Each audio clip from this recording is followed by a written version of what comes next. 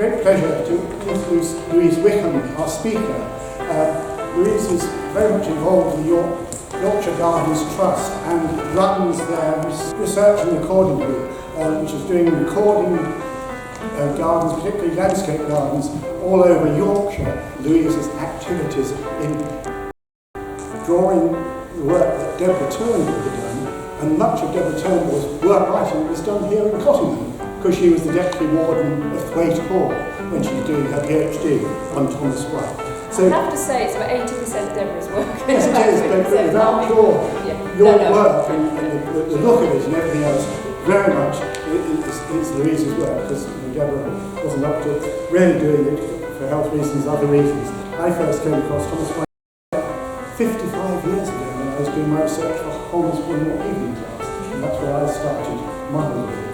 And then Debbie took over and you sort of brought it all together. So we're going to have very interesting afternoon hearing very much about Thomas White. For many of you, an unknown landscape designer, but now is one of the, thanks to the work that's been done, is now appreciated as it said, the great northern British landscape designer. Most of you have heard of Frederick Brown. Thomas White takes over. Thank you, Dave.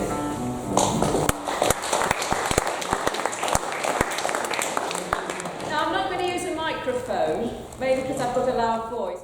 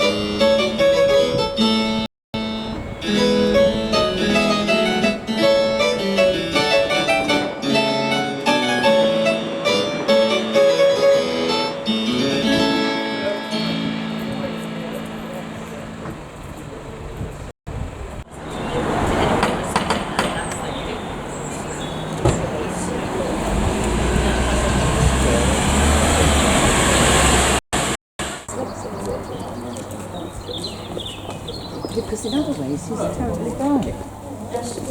Well, yes, it's not linked to intelligence. No. WH is William Hebblethwaite. The house is named after the Hebblethwaite family. Okay. Oh, he lived on site. Oh yeah, the manager lived here until certainly, I think, the early 20s. Oh, right. So when we came to look at the house, there was very little electrical working, so it was a torch explore.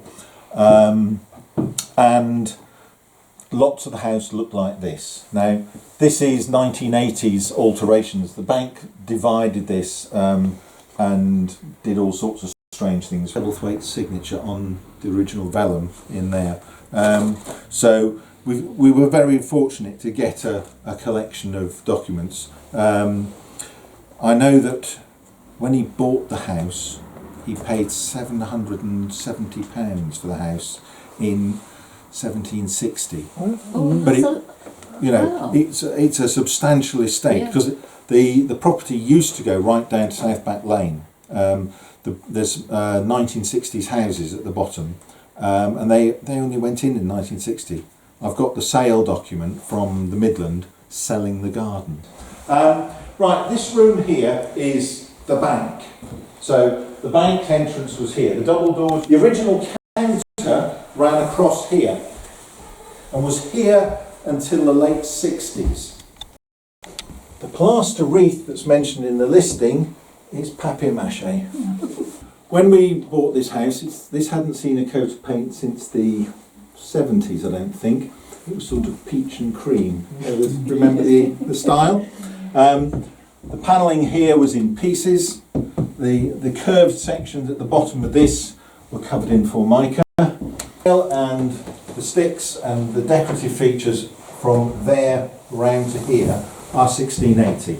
Gosh, look at that. This bit here is 1890, because the stair originally went straight through the wall at the top of the stair into the space above the bank, because obviously there was a floor, there was a landing that went right across, and this landing didn't exist because to go that way in the house was on the other side of that wall, and that doorway is 1988. The bank put that in. Local authority moved out in 1979, and when they left, the bank bricked up that opening there and just abandoned the back of the house. The garage doors are still there. Design works. Now, if you just mind the door, I'm going to swing it round. And they supplied everything.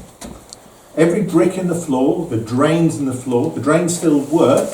The wood panelling round the edge. This door, even the door handle, which is, sorry, it's a horseshoe.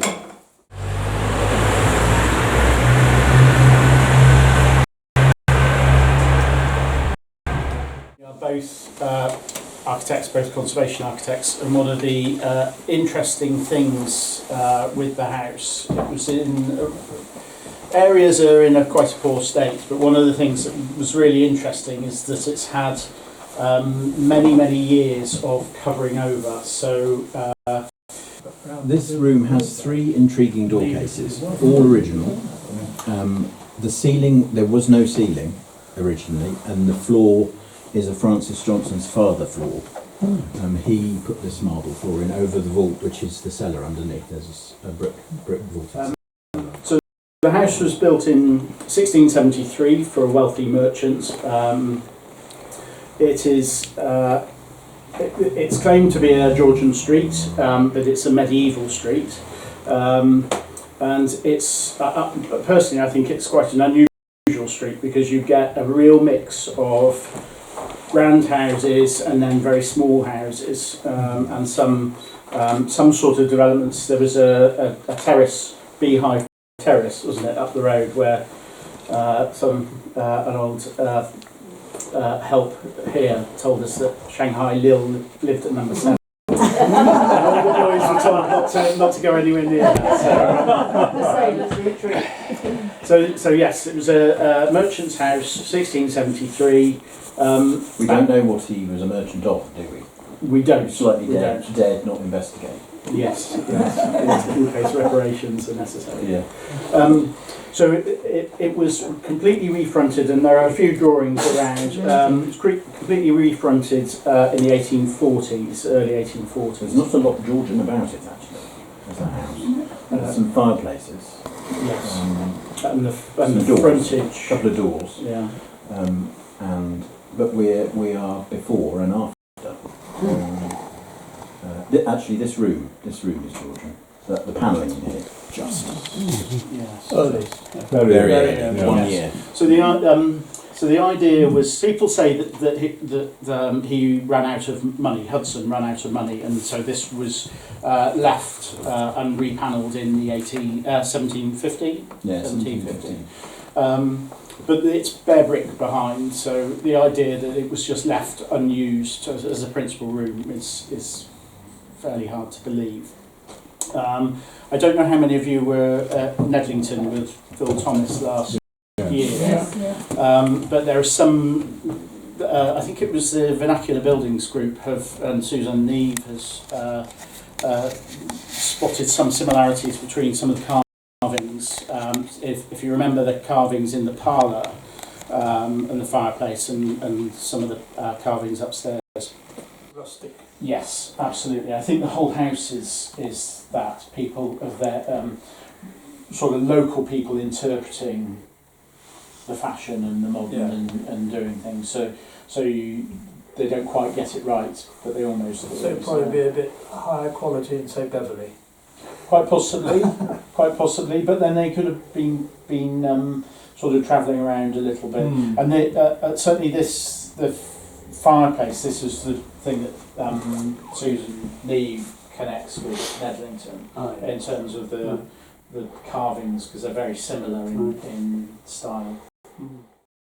And also another thing they used to paint was the mop line. They used to paint skirting boards generally brownish, sort of dungy colour, so that when you ran a mop line it didn't mark pale. But probably the whole house would have originally been a single colour. And A I dark say lead. colour. Dark. No, it probably would have been a sort of pale bluey grey, which they sort of called lead. The panelling came in, and I think this was where it was Francis Johnson's were involved.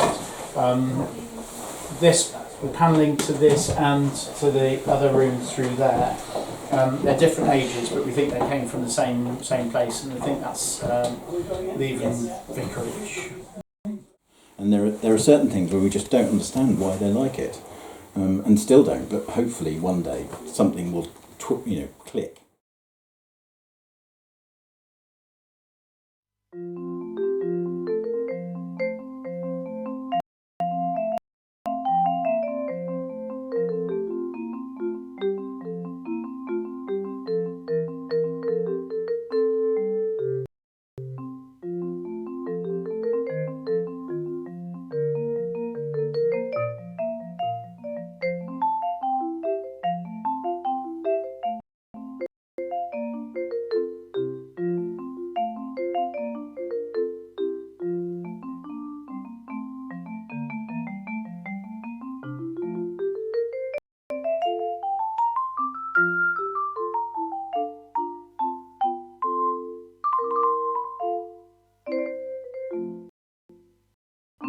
Right, I think we shall make a start then. Please, everyone in the court, please rise for the King, the rightful King, King George II. Thank you. Please sit down. Not you! You can stay sat down. Right, please be seated, everyone. Good morning, everyone from Beverley. Who here is from Beverley? Mary Roberts, also known as Mad Mary, for obvious reasons. The red hair. I actually prefer Robin Roberts. No. That actually sounds like a confession.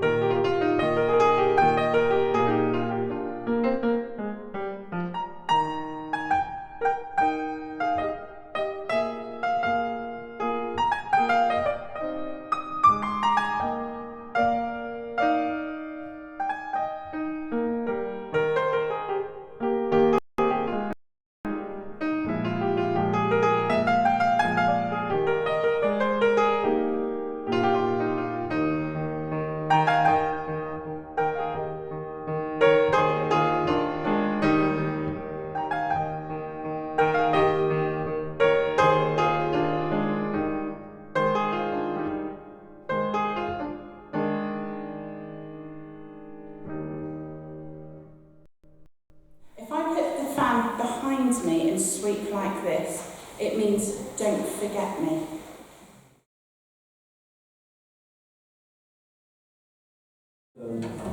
David, feeling grateful is for the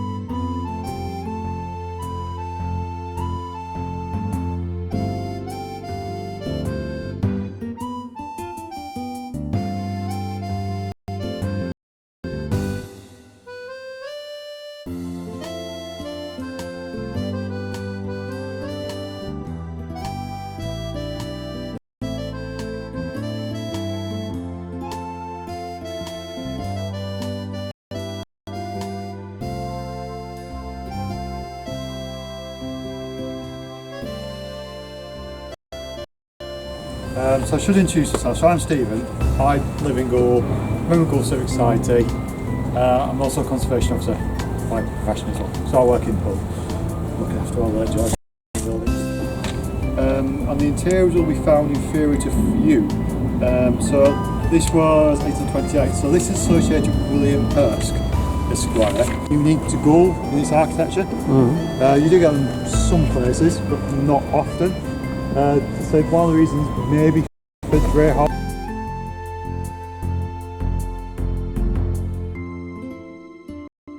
On map. So this is East Parade, and this is the last of the 3-storey townhouses which was built in about 1825, 1830 on that side. So this is one of the townhouses, 3 stories looking out onto the river. These were vacated probably about 1890, 1900 as townhouses. Because around the corner they built a load of new 3-storey Victorian houses.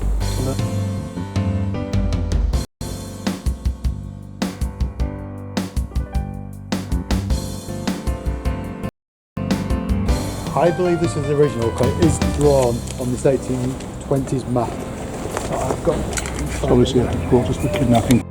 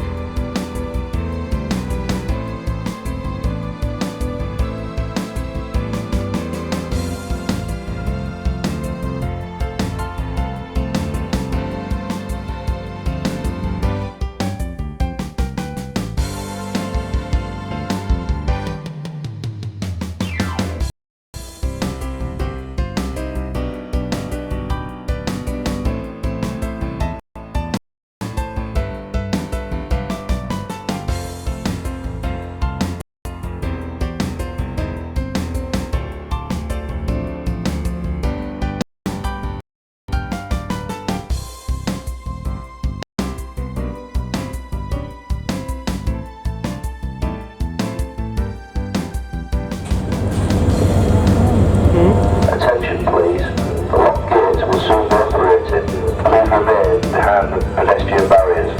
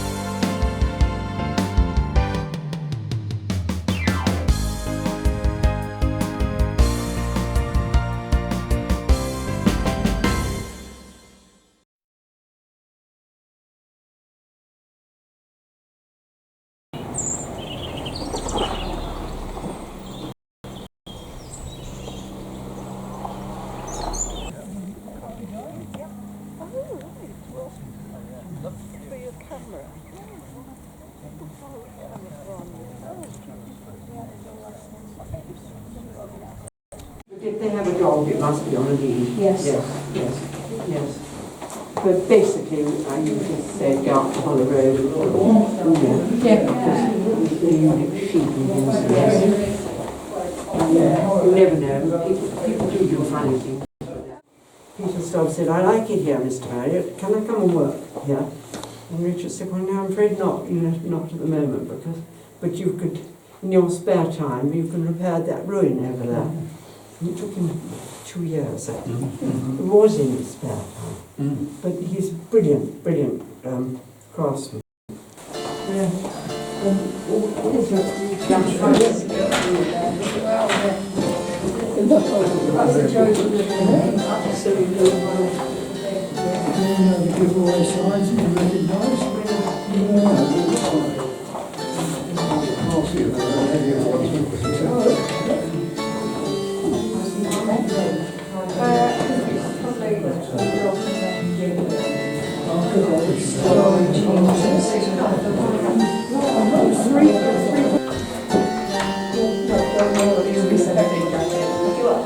From the bedroom.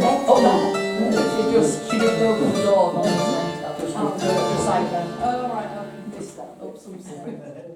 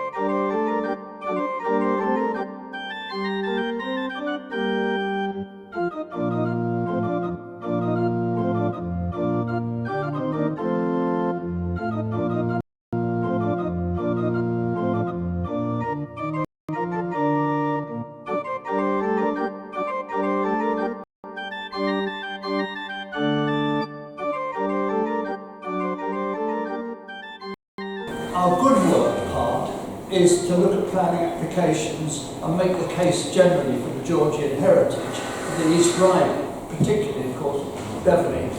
But the fun part of it is to go on trips and visits and hear talks like today. Without any more fuss then, hopefully the drilling has ceased, I'd like to introduce Susan. I know a great number of you know her. In fact, some of you come from the Wood Lane Mafia, or is it? And neighbours or near neighbours of Susan. And Susan's reputation in publishing and lecturing and generally being very active in terms of the Beverley built environment is well known, I think, now to everyone. So I won't go on about all the things that Susan's written, Susan's spoken about, Susan's done.